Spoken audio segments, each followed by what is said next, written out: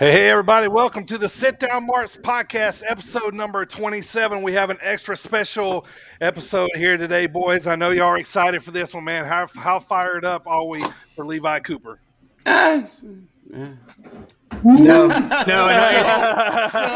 so excited. We just went live. These boys are going crazy right before we went live.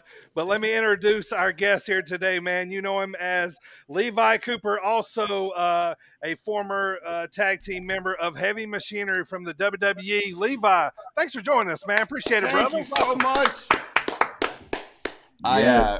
I've been nerding out all day, and I've been trying to calm down and be like, all right, it's just Levi Cooper. It's fine. That's right.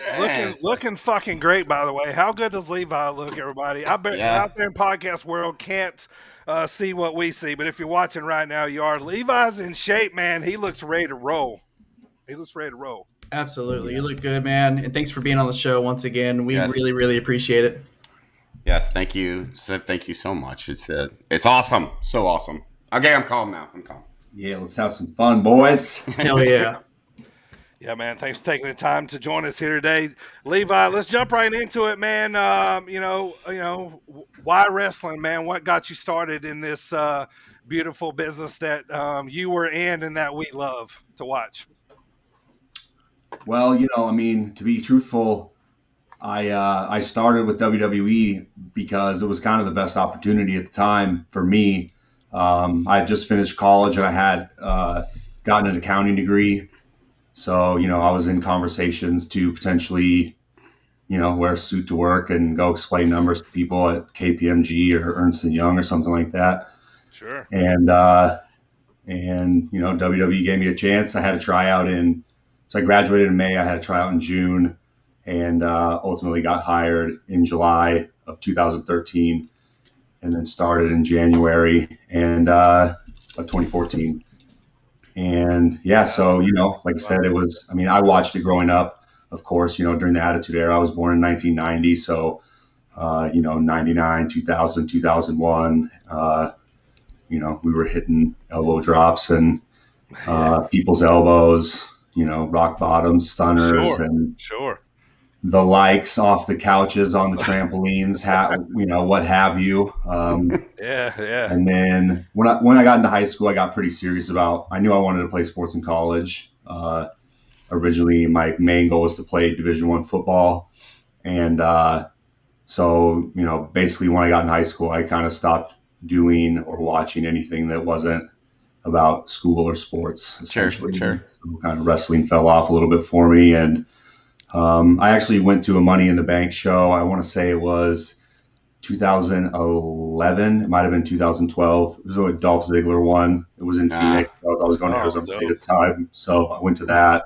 What are the most popular outcomes of? Yeah, it was awesome. I remember the place going wild. It was cool. Yeah, he's holding. Dolph's a good guy. He's the man. Yeah. I love that guy. Love Dolph. He's awesome. One of the best sellers ever. Let's talk about right before that real quick. Arizona State, right, is where Levi Cooper made his wrestling name. So how'd you end up at Arizona State and why Arizona State? Oh, man, it's kind of a crazy story. So I actually I went to 3 schools. I started at Portland State my true freshman year, and then I went to Cal State Bakersfield for a year, and then ultimately ended up at Arizona State. And basically those first 2 schools both cut their wrestling programs the year when I was there. So it wasn't like I was messing up or anything, just you were the bad luck essentially. And the whole wrestling programs were like, all right, we're done with you guys. Yeah. Bakersfield ended up bringing theirs back, but Portland State's is gone and done still. 2008 was the last season. And I actually wrestled the very last match in Portland State wrestling history at the Pac-10 tournament that year. But nice. That's awesome. That's good to take with you, Yeah. You almost got the program down. Yep. The last That was the last one. Dope. The bookend. Bookend. So, basically when Bakersfield cut their program, I was just kind of looking for places to wrestle. And Arizona State got on my radar because basically my heavyweight coach in Bakersfield, his younger brother wrestled for Sunkist Kids, which was out of the Arizona State wrestling room. And he just happened to be in Bakersfield. And he was like, dude, I'm in that room every day. And I'm telling you, like, you're better than all the other heavyweights there. Like, they probably don't have money for you, but like, you can come stay with me. And like, and so, I was very committed to, I wanted to be a Division I All-American in wrestling. That was like what I wanted to do. I was going to try to find a way to do it. So I packed up what I could in my Passat, drove to Arizona. I can still remember to this day, like, pulling into town, going to Brandon Halsey's house. He wasn't even there. He told me he would be there, but he wasn't. Somebody dropped off a key to me. So literally the guy that I'm staying with, who I've only met 2 times, isn't there. I'm like staying in this apartment by myself in Arizona, just like, like now what? I'm a yeah. I mean, it was a freeing feeling to some extent. I mean, obviously at that exact moment, I was kind of like, let's see what happens here. Kind of a roll of the dice. Like, I haven't met anyone I don't know, but within a month, I was like, yeah, I know I'm going to be the starter here. Like, it cost me a lot of money, right? Like, I walked on that first year, paid full out-of-state tuition to Arizona State. Oh, yeah. Not cheap. And, out of state is. But, I ended up getting a scholarship after that, and having a lot of success. It was well worth it. And, yeah, man, it was like, I think it taught me forever to, like, to just bet on myself. It made moving out to Florida to try the WWE much easier, I think, mentally, because I was like, well, I've kind of already done this before, in a different domain, but like, I know what it's like to pack up all my stuff, go someplace where I don't know anybody, and try to get it done. Like, I want to go give that a shot. That's awesome. And you were an All-American too, right? Like I was. Arizona State? Yeah, that first year I was an All-American actually. So 2011 NCAA championships, you finished 8th. That's right. Yeah. And that was a great year. So my Anthony Robles was on that team, who's he was a national champion, 125, was born without one of his legs. Mm-hmm. Yep. And then at 157, we had another guy, Bubba Jenkins, was a national champ, and we got 6th to the team. So that was a pretty awesome 3 days. That will forever be in my memory as one of the thrills of my life, for sure. Yeah, I mean, you're a pretty decorated athlete before you even step one foot into the performance center, man. So, had that not even came through, you're still a legendary wrestler, man. So, what were you gonna say, AJ? What? So after that, so you did all this stuff at Arizona State, and then like you said, you went. You're just like, hey, why the fuck not? Let's go to Florida. And so once you got there, what was the performance center like? I mean, and these are things that I've always been so curious about. Yeah. So like you stepping in day one, what was the feeling? What's that like? What the place smell like? Ball sacks, nothing but ball sacks.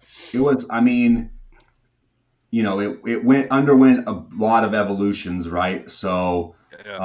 Sure. I mean, so from the time that I stepped in to the time when Heavy Machinery went to the main roster and I left, there was only 3 other talent that had been there when I started, right? So there was like over 90% turnover, in that 5-year period that I was there. So that kind of like, just to give you an idea of, what the life cycle is like there and how frequent the landscape changes. I mean, it literally changes on a quarterly basis in terms of the people in the building. So the day one, so I actually had my tryout in Tampa too. So I was the last tryout in Tampa. So I hadn't seen the Performance Center before I moved out to Orlando because, like I said, I try out in the warehouse in Tampa. So obviously I think it's a cool facility. Like I said, the network had not begun yet. So the network started, I think, in February of 2014. So when I first started there, the network wasn't a thing yet. Sure. Who was coming in with you? Who was the class coming in with you? Oh, yeah. So Steve Cutler, now, what's his name in TNA? Macklin? Yeah, Steve Macklin. Thank you. Yep. And Elias Sampson. Oh, wow. And also Jody Christopherson. Chris Christopherson's son was coming in for his 2nd time in the Performance Center. Really? Chris Christopherson's son is around? See, I had no idea that. I never read that or heard that. That's wild. I know who Chris Christopherson is. You young bucks know? Yes, I know Chris Christopherson. Jody. Get out of here. He was an awesome guy. He was a good dude. Yep, awesome. He actually teamed with Scott Dawson for a little bit in his Really, first run in that's cool. NXT. So there's something I'm also really curious about. So I want to know about like the gimmick process in WWE. Like you see documentaries and stuff, but how does it really work? Does like Vince or like creative like call you into the office and they're like, oh, we got this bindle, you're a hobo man now. Like how does that work? How much input do you have on like the gimmicks that you create, or do they literally just like here's a bindle, you're hobo man now? Yeah. Like how does that work? Or maybe explain where Tucker Knight came from. Like you, I as your mean, there's a experience. spectrum, I think it's a spectrum. Like in NXT, it's not the, kind of, it was hands off in terms of like main roster touching it for basically my entire time there. For maybe my first half in NXT, the like writing. So my first year and a half, Dusty was still alive. So he was like the head creative guy in NXT, right, in the Performance Center.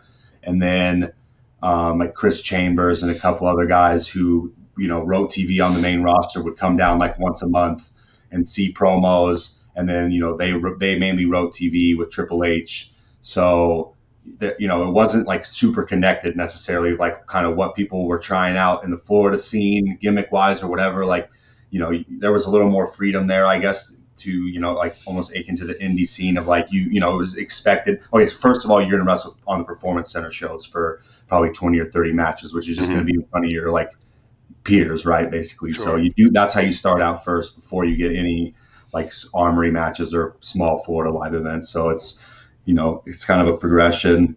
And yeah, I mean, so, like I said, it changes and like Kevin Owens was the first person I can remember being like brought in, like, okay, we're bringing you in, this is your thing, you're going like this, you're like getting it. And then, and then kind of after that, it was a succession. I would say that was like the turn of when NXT went from being a developmental brand to when them saying like, we need to draw with this brand. And so now they started like bringing in guys that they thought could draw, and that also like made a fundamental shift in terms of kind of homegrown like talent, Sure. who hadn't necessarily wrestled or weren't like a big name yet, trying to kind of create a gimmick via the Performance Center. It's pretty difficult if you look at like single stars who, were brought in as not a big name and then created a gimmick and then went to the main roster and were successful. It's not. I mean, there's some females that have had some success, but there hasn't been a lot of males.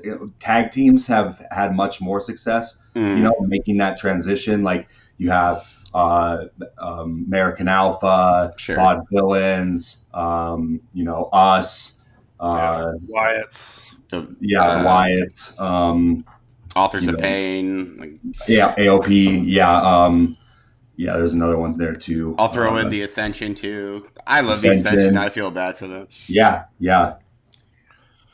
And FTR too. They were homegrown too. What do you think about FTR right now? Since you mentioned them hanging out in AEW, they're kind of killing it right now a little bit. Got a big roster there. They do. They do have a very big roster. Yeah. I think they might need another show. But you talked about it real quick, Levi.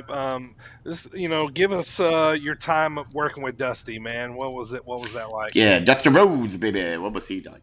I mean, it was at first very nerve-wracking, right? Like I remember cutting my first promos really of my life. In front of like my peers and Dusty Rhodes and William Regal and like, dude, most difficult environment imaginable. Like very like, I don't know, I can't think of a better word, but like jaded in the sense of just have seen everything. So it's like topping them is infinitely difficult. You have to be amazing in order to get any type of reaction. Those two are just sit there very stoically and you can't read them in any capacity at all. You're like, oh, all right, well, I don't know if that was good or not, but I know it wasn't great because they didn't do anything. So thanks. But I mean, what a creative genius, right? And just like, and that wasn't due to him. that was like the environment. I remember like my initial reaction being, and then, but you just hear the critiques and like, in the way a genius could like just see everything and sort of point out one little thing, and that one little thing would kind of be the catalyst for this larger change. I remember one time when Finn Balor first came in and he was clearly uncomfortable, and like I said, that's a difficult environment, right? So he did the promo once. I think they asked him to do it again. He did it a second time. And then, Dusty went and had a little conversation with him and basically just told him to, he was wearing a suit and just told him, just take your jacket off and take your tie off. And if you need to, take your shirt off while you're cutting this promo and just say and do the exact same thing. And dude, it was an incredible change. Oh, right. Wow. And and it was, you're like, man, it was how could someone it's so simple, but so and so it was kind of those type of things.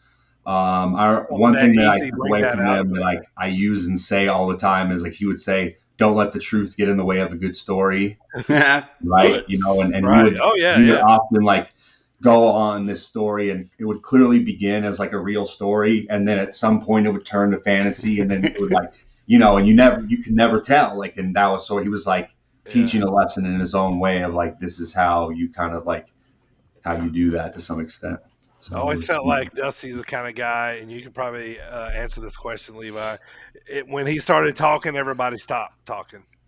Definitely. I mean, he's not mincing his words, but he would also he loved burying people, not burying them, but just messing with people. You know what I mean? Sure.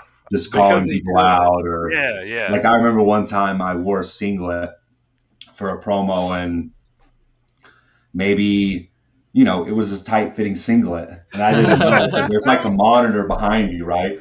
So you zoomed right in on my dick and balls, and everyone's just laughing, right? And I'm standing there and I don't know why everyone's laughing. And I turn around and see it and I'm just oh yeah. There it is. I cut my promo. I'm just all its glory. You guys are killing me, man. What's you're trying to cut a promo in front of legends. Yeah, you turn around, trying to do this serious thing, and everyone started laughing at me. I don't even know. So did you, going back to when you first started giving those promos? So when you in college or high school, did you take any kind of speech classes? Were you used to public speaking by the time you got to cutting promos? Yeah, so I mean, I wasn't deep. It took me a while to get comfortable in that environment, but my mom was a speech and debate coach. I did some public speaking. I did some parliamentary procedure in FFA in high school. Oh, me too. Yeah, cool. I mean, I have an accounting degree, so I took business communication classes as well. And public speaking was never it was something that was always kind of yeah, I'll do that. I remember in college, if we had a team project and it was no one else wanted to present, I'd be all right, well, I'll show up to all the meetings and you guys can do the work and kind of tell me what's up and I'll present most of it. And most of the time people were yeah, do that. I'm all right, no problem, right? Happily, So, I mean, to some degree, I mean, I didn't have any necessarily that was it. I had some formal education, I guess, in that extent and a bit of experience, but that was kind of. Do they encourage to after the fact or during the fact to maybe go out and search out maybe acting classes or stuff like that?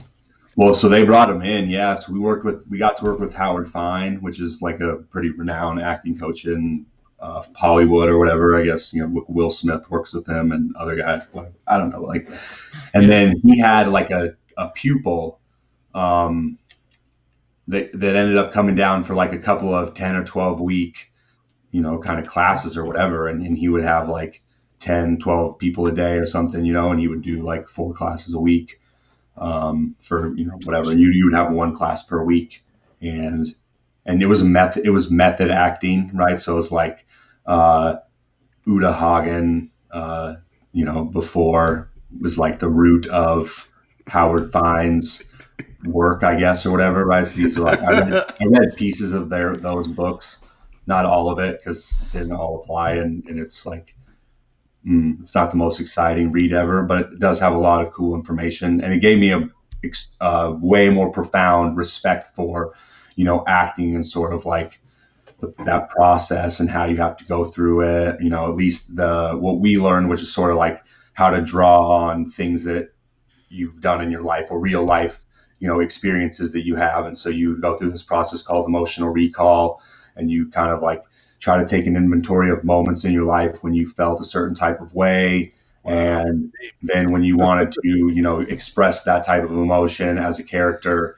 you would sort of transfer that particular, the person or the moment onto whatever, whatever moment you're trying to, present or act through. And that was sort of the process of it. So, it was a challenging process, but I enjoyed it. That's awesome. So that being said, do you ever take the moment of your own wang being on the TV in front of your face while you're trying to cut a promo? Do you take that moment and use that further in your life? Ooh, I don't know. That was a little bit of shame and embarrassment, maybe. I don't know. Yeah, that's a rib on another level, man. You start putting a man's It was a junk pretty on good you. one. I mean, I'm not mad about it. It's funny. No, it's hilarious. Yeah. All right, so we established that you walked into the Performance Center in 2013, and Heavy Machinery came about in 2016. Man, tell us how it came about. Yeah, I mean, so originally head coach Matt Bloom put us together, Tensai. All right. Yeah. What was Bernard, Prince Albert? Prince Albert. Prince Albert? There you go. I was like, Prince Albert, A Train. Yeah, A Train. Yeah, he's got a lot of names. So he just kind of put you guys together. He's been the head coach there now for what? 7 years, probably something like that. So yeah. So yeah, he put us together. I think Nico had been in the PC for probably maybe 3.5 or 4 months, maybe a little longer than that. He'd been on shows for like 3 months. Him and Patrick Clark, before pre-Velveteen Dream, Patrick Clark were having opening matches, and I was doing some babyface stuff too at the time, and so Coach Bloom was like, I'm gonna try to put you guys together. We actually wrestled as heels the first time, and it was in Ocala, which is like Central Florida, and it was outside actually in like a hotel pavilion or like a hotel tent, canvas one. Sure. But it was in August in Florida, so it was like, oh, dude. I mean, I remember and it was like a 20-minute match. I remember like before the match even started, giving Otis the sweatiest hug of all time. This is going to be it. And that was our one and only time that we wrestled as heels. It was against TM61. Oh yeah. And and then from then on out, we started wrestling as baby faces, and yeah, it was. I've said in interviews before, but I'll say again, it was like it became apparent fairly quickly that we had something that was going to work out, or at least that there was something there on like a really fundamental level, because I think for 2 reasons. We both kind of grew up in small kind of blue collar, America, if you will, and that was kind of like our upbringing and our values kind of align with each other in those terms. And then we were both pretty high level amateur wrestling heavyweights specifically, and that's just kind of like I don't know, heavyweights are all kind of the same to some extent. And so it was like, and we just kind of were like, okay, well, we understand this about each other, we're not going to try to like measure against each other, or like I did this, it's just like, all right, bro, like, hey, I love you, you love me, like let's go take over the world together. What's understood doesn't necessarily need to be said. And so that was kind of I think within the first couple months, I think the moment that was like, oh, we were like, this is more than just a tag team, was there was a Hurricane Matthew, and Otis was very scared that he was like, because he was living in an apartment. This is what he was scared of, which is like that he was living in an apartment, and in front of it was like a pond, like a lake, you know what I mean, a water drain. Because it rains so much in Florida, there's like little ponds everywhere. Sure. And so he thought that it was going to flood. He's like, dude, my apartment's going to flood during this hurricane. Like, wait, you thought the little pond was going to flood? Yeah, I'm just like, so I don't know. I'm like, hey, just come over to my house, dude. I'd like, at the time it was just me and my wife. I had like 3 bedrooms or 4 bedrooms, something, big, whatever house I just moved into, like not that long ago. I'm like, just come over, dude. Like, we'll drink a bunch of beers. We'll hurricane it up. We'll ride it out. Yeah. And so, and I just remember like he came over and had like 20 bags of non-perishable goods from Walmart, like bags of jerky, nuts, like trail mix, He thought you guys were and going to just be like a hunkered down giant for a cooler while. full of beer, dude, and a bunch of Magnum bottles of wine, right? So Please it was tell me like this is when Steaks and Wakes was born. Please tell me. probably, yeah, honestly, because I'll take we it. like before the hurricane was coming at night, so we called up Sean Hayes, the strength coach at the PC, and just the two of us and him, we got to work out at like 8 in the morning or 8:30 in the morning, and then we went to the store and got some more beers, and I was like, on the way home, I'm like, I'm drinking beers with you today, dude. Like every beer you drink, I'm gonna drink. I'm like, you're like a beer drinker, dude. Nah, I'm gonna hang with you. Oh yeah. And boy, It did turn out.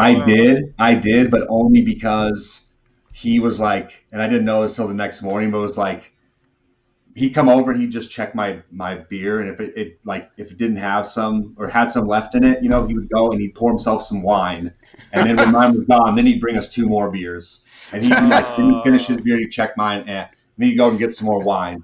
Dude, he drank like, I don't know, a lot of wine. That And should have been some vignettes I was right like, there. oh, Y'all should yeah. have did vignettes. Thank you for letting me do that. I appreciate That's you. awesome. That's awesome. Oh, You're that's good. great. All right, but I tried to look up you guys as a tag team, your first victory together. The best I could come up with is you guys beat 2 guys named Mike Marshall and Jonathan Ortegon. Does that ring Oh, a that's bell at all? QT Marshall. That's QT Marshall. Okay. Yeah. And Uh, the other guy is he's in Dark Order. I can't remember his name. okay. So it's but that's what I come Yeah, up that as was at your first UCF. TV I remember victory. that. It says TV victory is what I was. TV victory. Your Yeah, first TV that was victory like our together. lone show we had at UCF. Well, tell us who your favorite guys were to wrestle. Like, who's your favorite tag teams to lock up with? Oh man, loved working with Forgotten Sons, which was Steve Cutler and Wesley Blake. Now Weston Blake. Right. Loved working with Eric Young. Anytime I got to work with him in any capacity. EY, Pick a partner. Yeah, loved. Those are probably our favorite 2, I would say. What was it like working with the Wyatts with Daniel Bryan? Oh yeah, I mean, working with Daniel Bryan and Big Red, that was awesome too. Yeah. I was just thinking of NXT teams. Yeah, them, the Usos were great too, and the New Day. I mean, really anyone on the main roster was amazing to work with. Like, we got to work with the Bar early on. That was cool. Yeah. Who else? I love you guys' feud with Officers Morrison of Pain. and Miz was fun too. Especially Morrison. Morrison's the man. Yeah. I hear he's kind of a goofball, like backstage. Is that true? Like he's just always happy and always like. Yeah. He's like, He always seems like he's loving life, you know. Who is goofy backstage? Like, who's the 180 from their character? Who's the heel that's actually really funny? I guess what I'm trying to say. Oh man. I mean, I don't know that he's necessarily that much of a heel, but Randy Orton's pretty funny when he wants to. That's what I would have guessed. Yeah. Yeah. Somebody. I mean, he's usually kind of like, he's like in his own area doing his own little thing, like and he's in the locker room, but he's kind of always like in his own just kind of space doing his how most people are. I don't know. Like live events, which we didn't have for a long time there before I left, were like. Live event locker rooms were the time when you really like joked with people, and because everyone kind of like knew the match or was going to just call it out there for the most part or whatever. Sure. TV, like more loose. I mean, maybe the first hour or 2 you're getting to chat with people a little bit, but otherwise, if you're doing something, you're just like from 4 o'clock until 10. It's just like business time and this. Yeah. I mean, it should be anyways. It's like Levi, was technically your main roster debut at the Greatest Royal Rumble in Jeddah? Yes, technically it was. Yeah, so I worked a tryout there. It was in Jeddah for like 13 days. Oh wow, yeah. What was that like? Honestly, pretty cool. Yeah. It was. I think like we got probably a special experience. So the oh, for sure, yeah. Canyon. So Canyon Seaman, who was head of talent development at the time, he had made contact with a Saudi national who did half his time there and half his time in America, and so he showed us around, and he had like connections and stuff, and really like that's the deal there in Saudi Arabia is like everyone like getting behind the wall is where all the good stuff happens. So it's just like, I guess, so there's two police. There's like the whatever, it doesn't matter, but the religious police, they don't have any jurisdiction in like private places. Yeah. So there's like a beach club we went to that had, it was just like an American beach, right, with like, swimsuits and like regular, which is kind of a stark contrast from like walking around in public, and seeing very conservatively dressed. I mean, I remember the food being amazing in Saudi Arabia. I remember the greatest Royal Rumble being like one of the longest days of all time. I think we got there at 9:30 in the morning, and we didn't go on until probably midnight or so. Oh, wow. For the greatest Royal Rumble. So it was a long day. Yeah. Plus, you're all jet lagged and like. I was gonna say, what's the time zone over there? Like 14 hours, 15 hours. Time zone is like, I don't even know. It was, what was it? I guess doing all the traveling you did, you don't really, you just travel. You don't look at the time. We were living on the East Coast. Because like I said, I mean, we were there for like 2 weeks. So I was like talking to my, wife, and I remember it was like, when I was going to sleep, she was waking up. So it was like, I want to say it was 9 hours difference from the East Coast. Okay. Yeah, wow. 8 or 9. Yeah. So, yeah, it was like, I mean, it was a different world. I remember we went into the desert and like we did 4-wheel drive Jeeps, and they roasted like whole goats.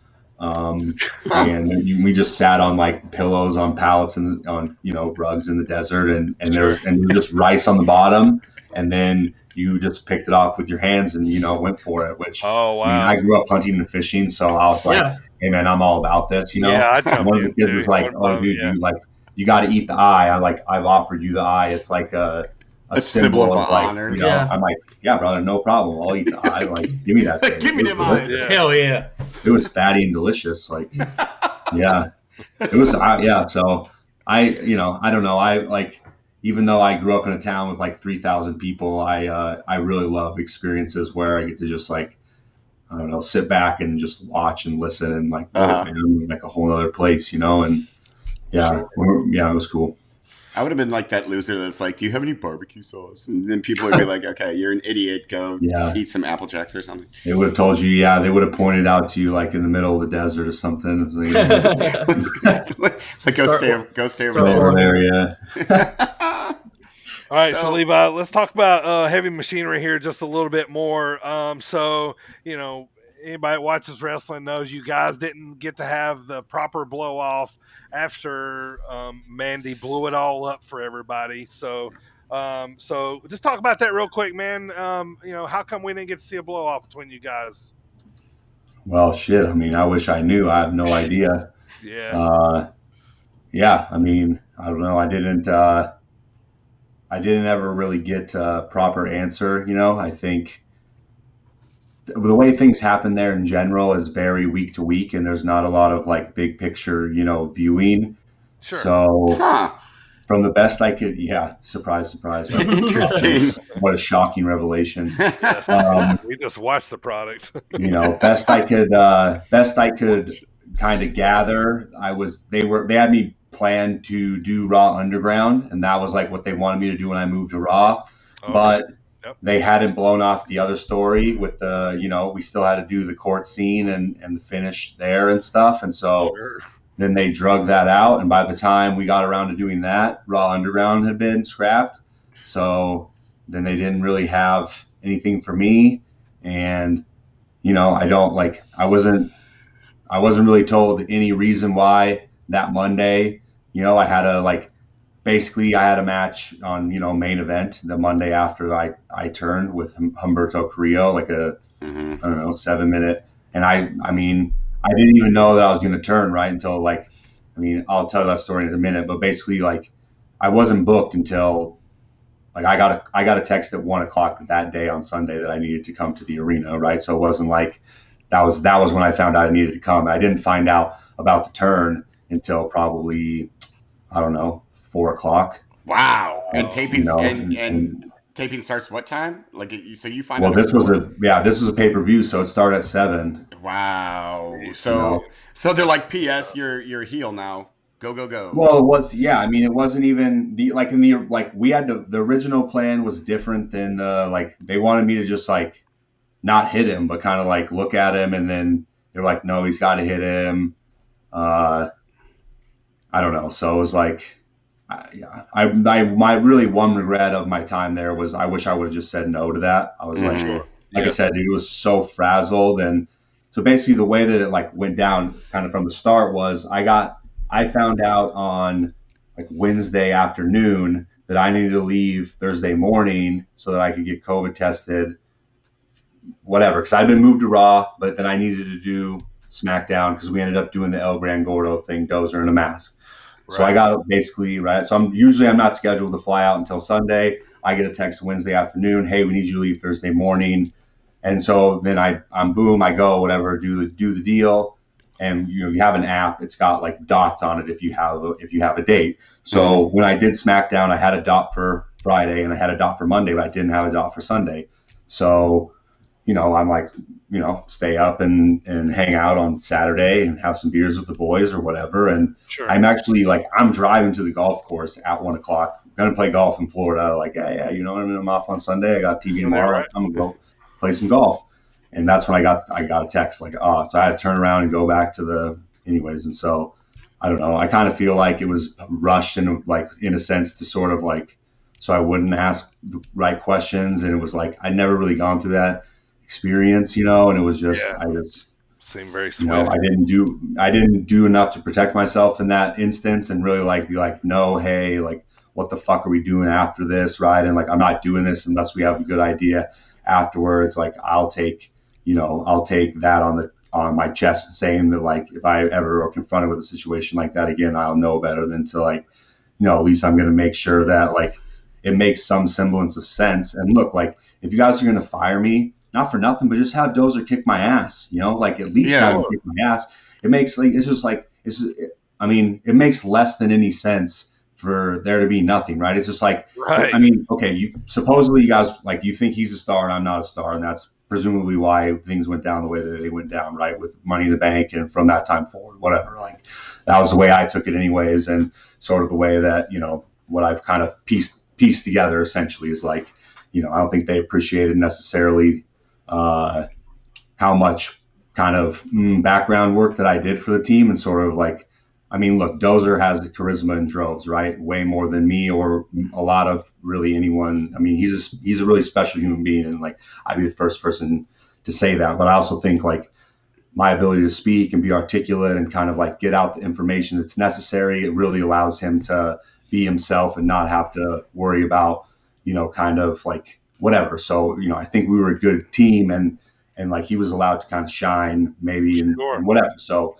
things went down, and I mean, to some degree too, I know like this is my best friend at the time, and we're traveling all the time. Like, I genuinely love this guy, and like I don't want to mess up what he has going on either, genuinely, because it's like it's his dream, right? I mean, I said from the very beginning of this show, hey, like, I love doing this, and I have infinite respect for pro wrestling, and I'll love it forever. But it wasn't like my end all be all dream. You know what I mean? Yeah. It is this, and I respect that. And so I wouldn't want to do something to mess that up for, my best friend either. And I think looking back on it, there was a little bit of that, in kind of the way that whole thing went down too, of like, maybe I didn't push as hard as I would have otherwise pushed because I knew there could be consequences for both of us. And, but like I said, going back to kind of if they wanted to make him a star, it was just, I mean, they had probably, I don't want to be, egotistical and say it was the most over story, but I think the him and Mandy story was at one point in time there, like what we had going on was one of the most invested in storylines. Without a doubt. Yeah, without a doubt.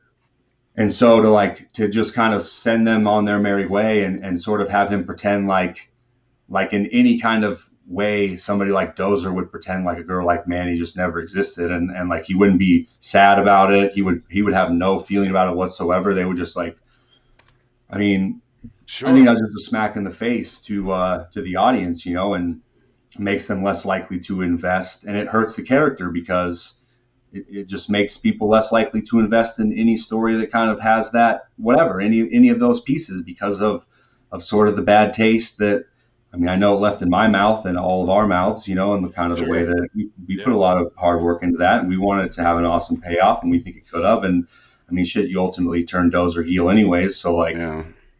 I get it. Like, maybe they didn't want anyone to be heel, so that's why they had them kind of just, but, and then, like I said, so then you have his best friend, like after the girl of his dreams goes her merry way and he has nothing about it. You don't have his character even react to it. And then his best friend hits him over the head with the briefcase, costs him his opportunity to be world champion. And then he just pretends like that, that never happened. He's not even going to seek retribution for that. Like, right. Yeah. It's erased from memory all of a sudden. Yeah, then they're just like, it's kidding. Just like, but it's there. It's always, it'll always be a part of it. And it's just like, I don't know. It's just like, you can't tell me that on a 3-hour episode of Raw, you couldn't have given us 10 minutes and had oh yeah, yes, I'm sure. part of that show. You'll never convince me of that, but, right. Well, they needed to do the 5th recap, like before, what happened earlier on Raw. Yeah, well, it was good to hear your opinion of that, man. We appreciate you telling us. Like I said, it was lessons learned, right? Lessons learned, really, as it stands now, and yeah. All right. Well, I'm gonna kick you to Primo here for. We're gonna ask you some questions outside the ring, and then me and AJ is gonna talk to you about some other stuff here. So, fire away, Primo. All right, Levi. First of all, I want to say congrats, man, for being a year younger than me and looking like a grown ass man, while I look like a child. You do look like a child. Yeah. So, and he's 5 foot like a child. I can go back to 25 if I shave this beard, though. Yeah. Like I said, I was 89, you're 90, and I look like I'm 20. But anyway, first of all, I want to say, nice Millennium Falcon behind you. I see that. Yeah, I was looking at all your. He's a gamer. He's a gamer. Is that your EV Evolution poster behind you too? Yeah, the wife and I built that during quarantine, during the original quarantine. That is cool. Yeah. And then I see the 2 arcade machines as well. When we first got on, before the show even started, we were talking football. So what is your favorite football team?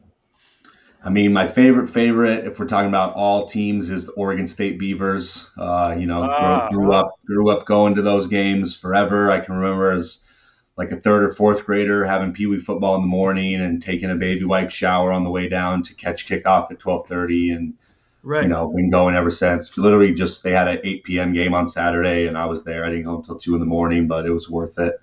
And taking my daughter this week, so.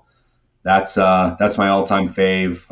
As a Northwesterner, I root for the Seahawks. But my favorite NFL team is the Vikings. Love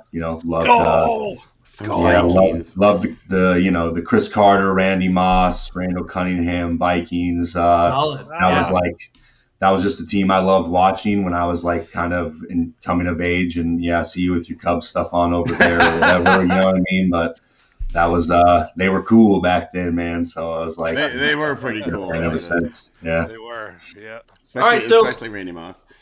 So besides sports and accounting, what other hobbies do you have that people may not know about? Oh yeah, well I mentioned golf a little bit, but big golfer. Love golf. Obviously, if you watch TV, I'll have a golden tee behind me. But I also enjoy getting out on the links, if you will, and cursing at the little white ball. I did that before. Going Happy Gilmore. Yes. Yep. Like outdoor activities in general, grew up, like I said, hunting and fishing with my dad. And like this next week, my dad actually just retired like a couple weeks ago. So I'm going to take my daughter. We're going to go clamming we're going to go dig razor clams on Long Beach in Washington. Oh, that's awesome. And, are you back? I don't know, earlier this summer, I went out in a national forest and took my family, and we picked huckleberries in the national forest. So nice. Really cool. Just stuff like that, different kind of go hiking. It's the Northwest, so there's a lot of really beautiful nature, and I missed it a lot while I was in Florida. I didn't realize how much I loved hills and stuff until I lived in a place that was completely flat and devoid of geographical features of any kind. And I was like, man, this sucks. Try living in central Illinois, where both Eric and I are right now. Oh, yeah. My wife has a bunch of family in where is it? Mattoon. Oh yeah. Mattoon. It's an awful place. Yeah. They got a nice lake. I said I'm not coming unless we're going whitetail hunting. Which you can. You can. There is some whitetail hunting up there. You mentioned fishing earlier. You like freshwater, saltwater? What do you like to do? Oh, I'll go for both. Probably have done more ocean fishing than, but have done a decent amount of river fishing too. I remember like my uncle has a hop farm, like hops for beer. Like that's what like, small town that I grew up in. That's kind of what we do up on a hop farm. Hops. And cool. He has a small river that goes through his property called the Puddin' River. And actually, like as I was growing up, smallmouth bass took it over. So we used to have, we'd float it in a canoe or something, and it's super slow and windy, and you could catch like on a good day you could easily catch 30 bass in 3 hours. Just not like massive, but maybe 12, 16 inches, just throw them back, but take a little light rod, and that was probably my favorite. But I don't know, salmon fishing in the ocean's pretty awesome also. That's cool, man. So real quick, for us dumbass marks out there like me and AJ and DB, what are some do's and don'ts when seeing awesome pro wrestlers like yourself out in public? Oh, so I would say number one thing, do not go up to people while they're eating. I know that seems very obvious, but I would say that's like, as I know for me, and I've had this discussion with plenty of other people, like that's kind of number one on the list is like, hey, I get it. You're like, and you may lose your opportunity, but try to, wait until we're like leaving the restaurant, or whatever after that, if you can. I mean, that's, I would say, one thing that can be very upsetting. And then mostly just like being respectful of people's personal space, you know what I mean? And just like, hey, would it be okay if I get a picture, and then, or whatever, right? And that just kind of. No, I hear that, man. I guess like I would say just kind of like however you would interact with any other human being in the world. Yeah. So act like a person. Yeah. Act like a person. Don't act like a complete idiot. Yeah. Just, I mean, like I said, I understand I have, people who I have profound love for and like will have some level of like, holy shit, dude. It's like Arnold Schwarzenegger, like, I gotta go meet him, or like I got to teach Shaq how to go out of the ring one year at WrestleMania. That's pretty sick. I know he's back at WrestleMania, and I'm still like a recruit. I'm like, I got right. Shaq. There's Shaq.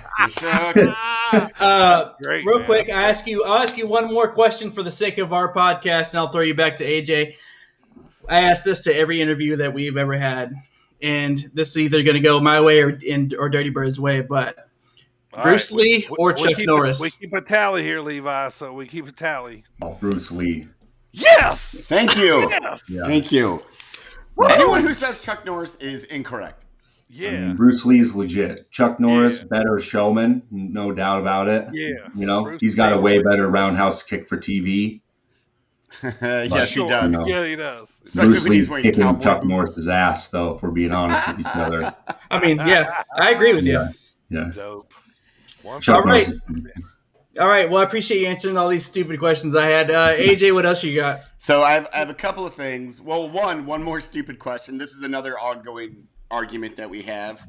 Pancakes or waffles? Got to ask that question. Oh, my fuck. That's a hard one because I really flip-flop back and forth. I know that's probably not an acceptable answer. If I gun to my head, I will go waffles.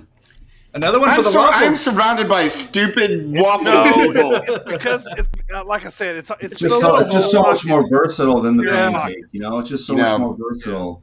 Yeah, this is all of you. Pancakes just it's just a hobo cake. Waffles is much more refined. Yeah, AJ, your peanut butter covered hobo cakes. I'm never gonna order pancakes now in the restaurant without being like, "Can I have the hobo cakes, please?" Yeah, we get And the that's amazing. flapjack hobo cakes, please, sir.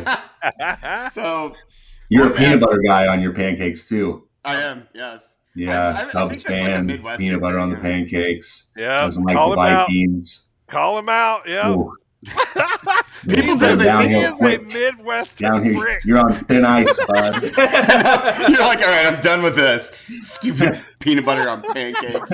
Asking me about hobo gimmicks. I got drugged to the Midwest, Levi. I'm originally from North Carolina, man. So I Yeah, can't no be. one come here. This is the worst place I know. ever. I got drugged here. I know. So Levi, I wanted to ask you about. Do you have any like, I don't know, like fun, like botch stories, or when you're in the ring, something goes horribly wrong and you have to just like scramble to fix it or something? Like, what are one of your favorites? Like, you're in the ring, everything goes absolutely wrong.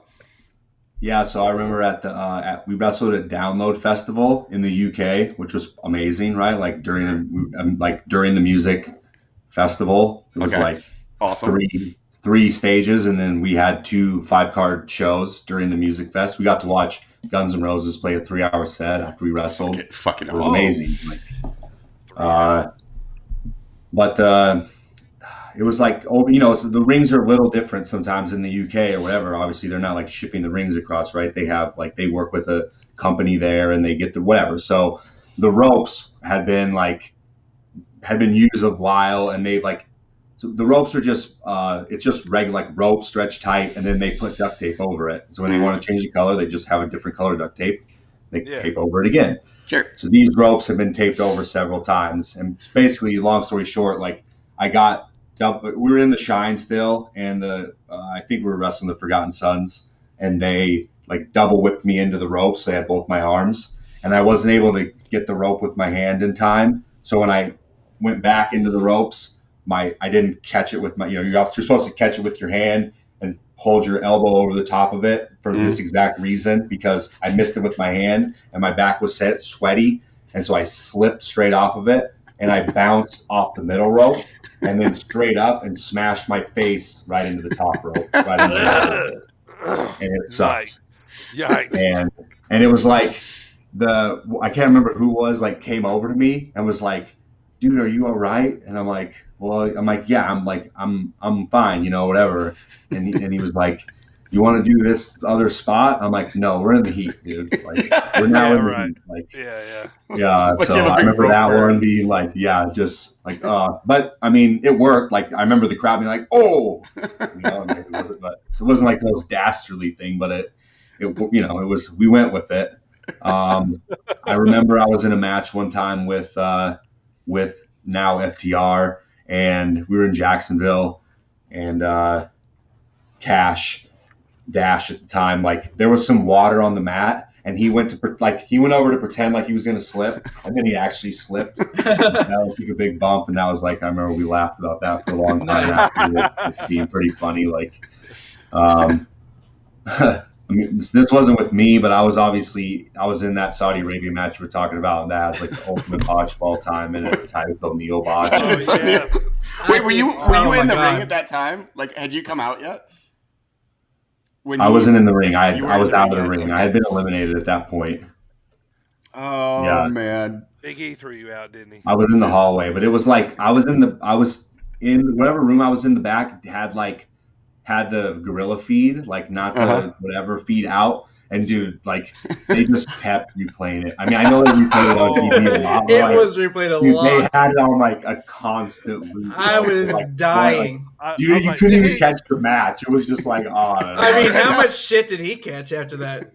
So I mean, dude, so I don't know how much you know about the way that the ring is constructed, right? But in between the posts is a T-bar that sits right in the middle, and it goes down to the ground.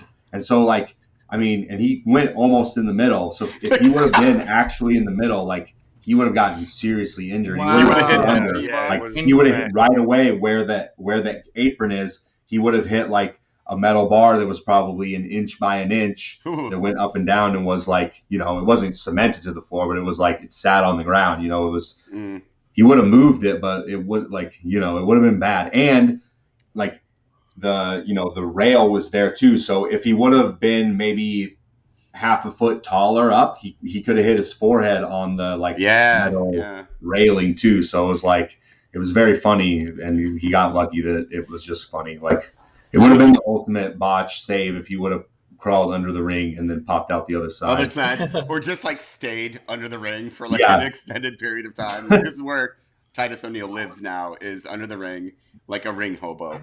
We've talked a lot about the BR. He just stays there for the rest of the battle royal, the whole show. That's where he lives. All right, Levi, let me talk to you here. Got a couple questions here before we wrap it up, man. So you're on Twitch now. Levi Cooper Live is the Twitch handle. What you playing, man? What are we into? What system you got? So I got a PS4, the world's worst system to stream on. It is what I've discovered, anyways. Yeah. It's been a lesson in computer literacy for me, certainly, as I've been neglecting those skills as in my time as a full-time professional wrestler. I learned that. So, I guess it's helped me learn about Streamlabs, OBS a little more, and capture cards and all kinds of stuff. Yep. I'm trying to work on a PS5, but I would say Fortnite is the main game that I play streaming wise. I've been playing a lot of Mario Golf lately. Nice. Yeah, it's a pretty awesome game. Cool. Mario, anything's always good. So I intended to, and I still am working on doing like yoga and that kind of stuff on my streaming. That was like initially the reason why I wanted to do it, and then it's just been, my wife started this new job and I have a baby coming, and like life has just been wild, whatever. So I want it to be perfect, and I'm a perfectionist, so I haven't gotten off the ground with it yet, but I don't know. I'm like still, I guess, a little bit questionable about my own practice in yoga, right? I don't feel confident enough necessarily to like take it out to the world, which seems, but like, that'd be the truth. You are doing it with DDP, so that's pretty big right there, right?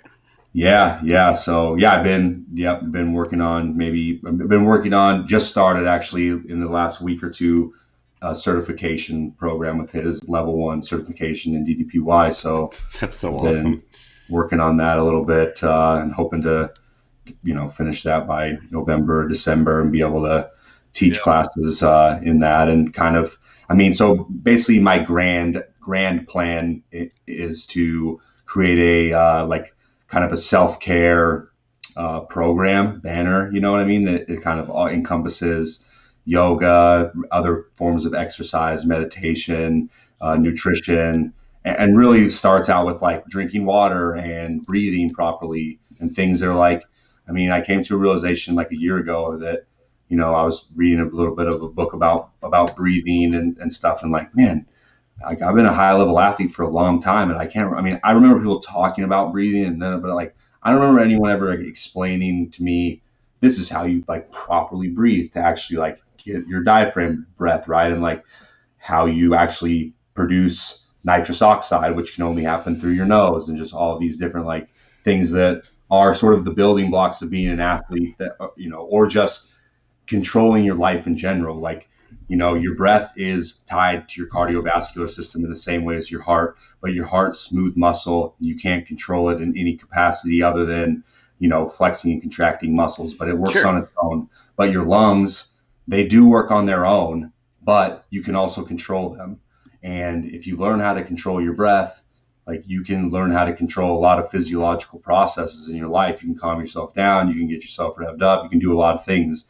And I think also just like learning how to do that, and just like, especially in the age of social media where you could like distract yourself on your phone any given second that you want to, right? The ability to like sit in a chair and breathe for 5 minutes, and just sit there and breathe for 5 minutes, like, is meditative in and of itself. But like, that's a necessary skill, go sit out in nature and just go stare at a tree for 5 minutes. Like, these things I believe are essential to like the spirit of a human being, and is being lost to some extent, or just not as, I think, appreciated as maybe it once was. And I think, there's some simple things that are the key to really having like a healthy being that, are not necessarily super profitable, and that's why they're not discussed all that often. And so it's something that I'm passionate about trying to sort of build around, and is kind of like what I'm going to try to do with my wrestling character moving forward, and sort of like, for a better sense, with my life moving forward. Yeah, that was my next question, man. Is what's next for Levi Cooper? Are we going to see you wrestling anytime soon? What's the plan? Yeah, so I'm on baby watch anytime now. We're past 36 weeks. Yes, congratulations, by the way. man. Thank you. Congratulations. Yeah. Appreciate that. So yeah, I mean, just being on the road when I was, and just kind of like, even, being in wrestling in college, and sort of just like having the lifestyle of a full-time wrestler, full-time athlete, really like being dedicated to that, not just physically, but emotionally and mentally, and like, the sort of imbalance that can potentially cause. I've just kind of been figuring those kinds of things out for myself, and really like taking the time, and just spending time with my family. Now, I mean, I just, like I said, my wife, she started, and she's in education, and she just got a district office job. And so, I've been helping, I'm like, okay, she's taking care of me and the family for a long time when I was on the road wrestling, with my daughter. And so I was like, you have this new job. I want you to be able to, go full fledged in it, and not have to worry about anything. And also, I guess, financially, when you think about childcare, is very expensive. And so it's like, Oh yeah. so I've just been staying home, and I'll stay home through the end of this year. And I just kind of made that commitment a couple months ago to her, just as a, it's what makes sense for our family right now. Yeah. So I've taken some bookings in 2022, and I will take more bookings. And so, I will hit the ground running here in 2022, and do some wrestling. Mainly, I want to just wrestle on the indies for, at least 6 months, probably more like a year, because I feel like I have some creative exploration that I want to do for myself. Yeah. And I don't want the pressure of having to have like any kind of polished television product. I want to be able to just try things, fall flat on my face if I need to, and sort of just feel like I have the freedom to do those things, right? I mean, only wrestling I know is inside of WWE's system.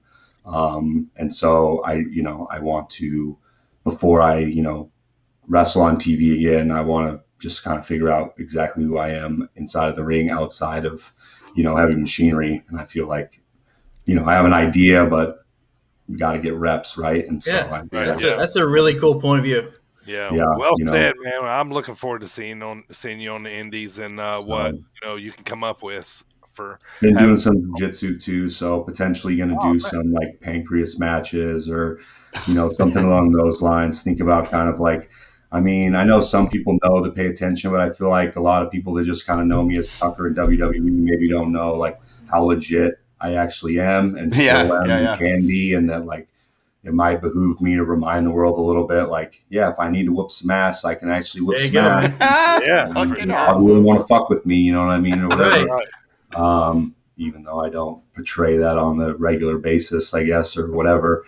It is, I guess, it's an important factor in terms of trying to, kind of move forward in the professional wrestling business. And I recognize it as such. And so, kind of that's been also kind of beneficial of the time I've been taking, to just sort of like, all right, well, if I'm going to build a new wrestler and it's going to be the house, like what am I going to build that? What's that look like? Right. Like, it looks like, okay, well, the foundation is like amateur wrestling, because not only is that like the physical thing that's given me what I have, but it also kind of has given me the mentality that's gotten me to where I am in my life. So it sort of is the foundation of me to some extent, so it has to be, I think, the foundation of my wrestling character.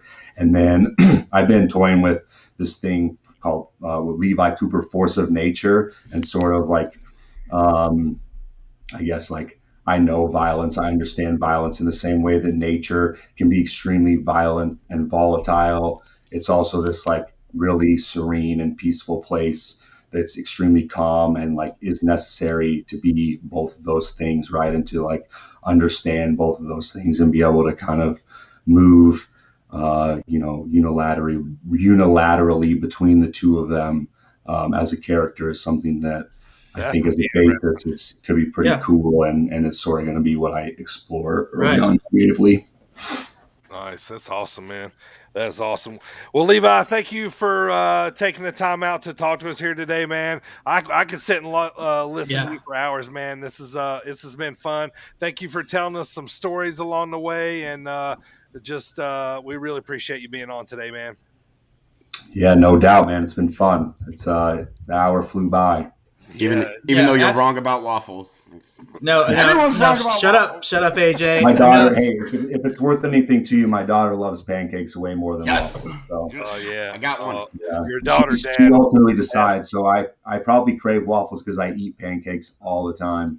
That's fair. Right, That's fair. Probably so. Well, Levi, thank you so much. Go follow Levi Cooper. That's real Levi Cooper. And also go follow him on Twitch. That's twitch.tv/Levi Cooper Live. Thank you once again, Levi Cooper, former member of Heavy Machinery WWE Tag Team. We'll hopefully have Levi back here sometime. Thanks for downloading and subscribing to the show here today. I am the Dirty Bird for Primo and AJ. We are the Sit Down Marks, and we will see you next time. All right, Levi, if you would just say, this is Levi Cooper, and you're listening to the Sit Down Marks with DB, Primo, and AJ. This is Levi Cooper, and you're listening to the Sit Down Marks with DB, Primo, and AJ. Thanks, man. Appreciate that. All right, I'm going to shut this down.